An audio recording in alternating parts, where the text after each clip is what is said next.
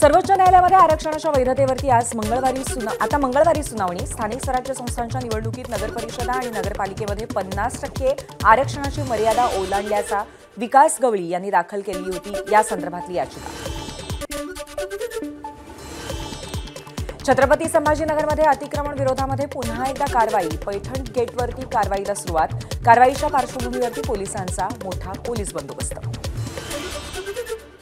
सांगलीमध्ये 100 फुटी रस्त्यावरती दुसऱ्या दिवशी महापालिकेची अतिक्रमण हटाव मोहीम। काल 225हून अधिक अतिक्रमणं महापालिकेने जेसीबीच्या सहाय्याने हटवली। 500हून अधिक दुकानं, गाळे, गॅरेज, हॉटेल, पानटपऱ्या हटवल्या। सांगलीमध्ये अतिक्रमणाच्या कारवाईच्या वेळी आयुक्तांची उपस्थिती। यावेळी विरोध करणाऱ्यांना आयुक्तांचे खडे बोल। अतिक्रमण केलं नाही म्हणता मग परवानगीचं पत्र दाखवा। विरोध करणाऱ्यांना आयुक्तांनी सुनावलं। न्यायालयीन कामकाज सुरू असताना चक्क न्यायाधीशांसमोरच महिलेचा कुऱ्हाडीने हत्येचा प्रयत्न।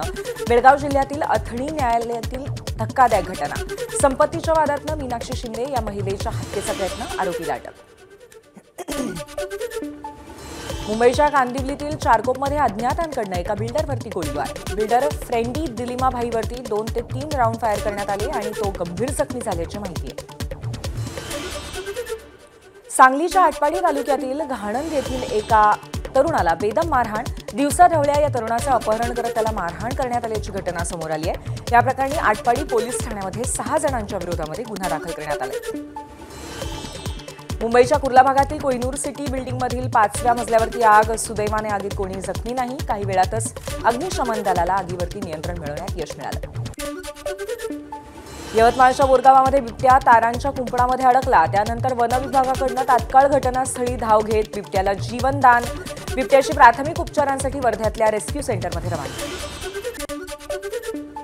मुंबईतल्या छत्रपती शिवाजी महाराज आंतरराष्ट्रीय विमानतळ उद्या 6 तास बंद राहणार आहे। धावपट्ट्यांच्या दुरुस्तीसाठी विमानतळ उद्या सकाळी 11 ते संध्याकाळी 5 वाजेपर्यंत बंद असेल।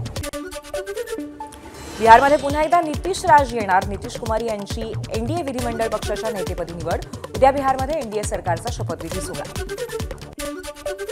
दिल्ली स्फोटानंतर चर्चेत आलेल्या हरियाणातील अल फलाह विद्यापीठावरील ईडीची कारवाई। अल फलाह विद्यापीठाचा संस्थापक जवाद सिद्दीकी याला अटक। मनी लॉन्ड्रिंग प्रकरणामध्ये ईडीची कारवाई। ज्येष्ठ लेखक डॉक्टर आनंद करंदीकर यांचं अल्पशा आजाराने निधन। सामाजिक, राजकीय आणि शैक्षणिक क्षेत्रासह विविध स्तरांवरती करंदीकरांचं महत्त्वपूर्ण योगदान। चळवळी यशस्वी का होतात आणि धोका ही पुस्तकं वाचकांमध्ये लोकप्रिय होती। एबीपी माझा, उघडा डोळे बघा नीट।